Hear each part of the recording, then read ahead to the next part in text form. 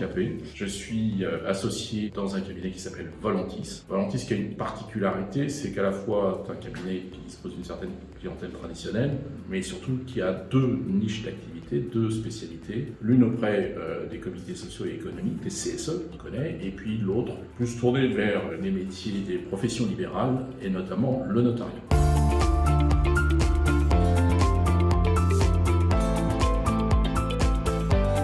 Nous avons une chance extraordinaire d'une certaine manière, et sans doute ces professions-là aussi, c'est de voir leur texte réglementaire évoluer de manière extrêmement puissante. Et j'en veux pour preuve les lois dites Macron de 2015 et 2016 qui ont profondément chamboulé les sources ou les solutions de mode d'exercice de ces professions. Et intrinsèquement, automatiquement, ça a créé des besoins d'accompagnement, de réflexion, je dirais, de réalisation d'opérations qu'on n'avait pas vues ou peu vues auparavant. La nécessité de cet accompagnement, c'est-à-dire que clairement, depuis quelques années, sur les 10 ou 15 dernières années, on a vu le marché évoluer et les demandes évoluer vers quelque chose de très traditionnel, qui était la mission dite récurrente d'élaboration de comptes, de sortie de déclaration, etc., vers la nécessité d'être au plus près des clients, d'où cette notion d'accompagnement qu'on n'invente pas à Volantis, bien entendu, mais que nous essayons de mener avec nos valeurs, et ça fait véritablement nos objectifs du quotidien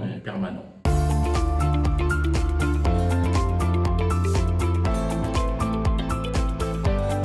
L'intelligence artificielle, la digitalisation, une fois qu'on a passé l'angoisse de ces nouvelles choses, ou en s'interrogeant avec la peur de tout le monde, c'est-à-dire qu'est-ce qui va se passer, à quelle sauce allons-nous être mangés, en fait, sur nos métiers de l'accompagnement, en fait, c'est une opportunité.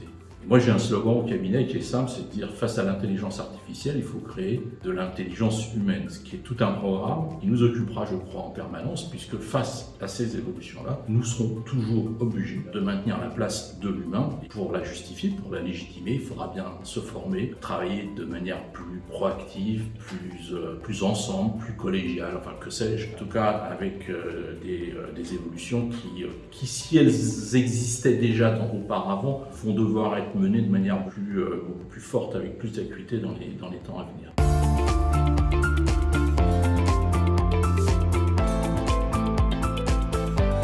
Je pense qu'il est difficile de mélanger toutes les professions libérales, enfin celles du droit et du chiffre, parce que les évolutions ne sont pas les mêmes, les populations ne sont pas les mêmes, et donc les attentes ne sont pas les mêmes. En revanche, il y a une constante qui va nous permettre de faire le lien avec les deux questions précédentes, c'est-à-dire que je pense que les membres de ces professions-là ont un vrai besoin de trouver sur leur route, à leur côté, des interlocuteurs qui soient véritablement à leur écoute et qui soient capables, de par le cabinet ou de par leur réseau, de leur apporter des solutions. Là encore, il n'y a rien de nouveau, mais compte tenu de la profusion des évolutions, des sources, je dirais, des multiplications de solutions qu'ont donné les textes de ces métiers-là, l'évolution des textes de ces métiers-là, eh bien, il y a ces attentes d'interlocuteurs à disposition.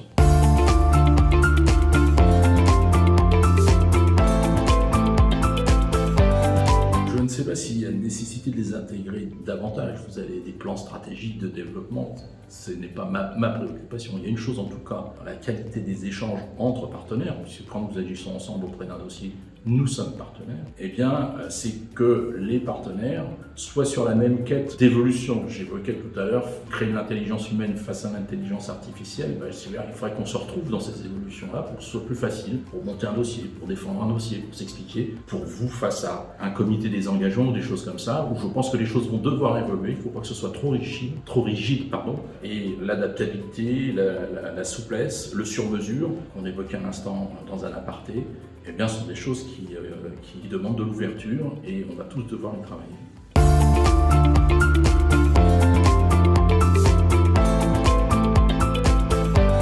Par rapport à l'arrivée des jeunes, d'abord, c'est pas un phénomène nouveau, d'accord ? La profession a puissamment évolué en nombre, au moins, et même en qualité, je crois, depuis de nombreuses années. Moi, il y a une chose que j'ai remarquée depuis longtemps maintenant, c'est-à-dire que les jeunes générations, me semble-t-il, ont toujours quelque chose à apporter aux plus anciennes, et vice-versa, bien entendu. Moi, je me mets à titre personnel beaucoup dans la transmission du savoir, du savoir-faire, du savoir-être, etc.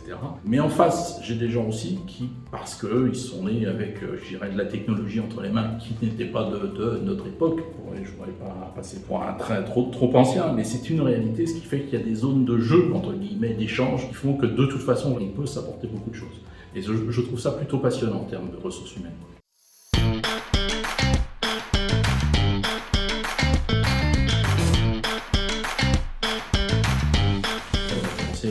À revenir aux fondamentaux, mais en revenant aux fondamentaux, en annonçant qu'il n'y aura plus de comptabilité, on se dit il va falloir devenir conseil. Sauf qu'aujourd'hui, on gère toujours de la donnée, c'est devenu de la data, donc c'est une richesse prodigieuse. Et avec cette data, il faut en faire toujours autre chose, une mise en valeur, un rôle extraordinaire à jouer. Et donc ce rôle, c'est un rôle de consultant, d'accompagnateur, d'être à l'écoute d'eux, de savoir traiter les données en amont, en aval, etc. Et c'est vrai que s'il y avait un regret, ou du moins, pas de regret, mais si ça devait être à refaire, peut-être c'est de commencer un tout petit peu plus tard quand les évolutions technologiques auraient été présentes et d'attaquer beaucoup plus rapidement sur cette notion de concept. J'étais un peu surpris dans un premier temps de la question, mais finalement, je vais vous donner ma réponse. Ce serait la 3e symphonie de Beethoven, qui s'appelle l'Héroïque. Pourquoi l'héroïque ? Parce que je pense qu'on est dans une profession héroïque qui a vécu 1000 choses, 1000 évolutions depuis 50 ou 60 ans et qui a relevé tous les défis.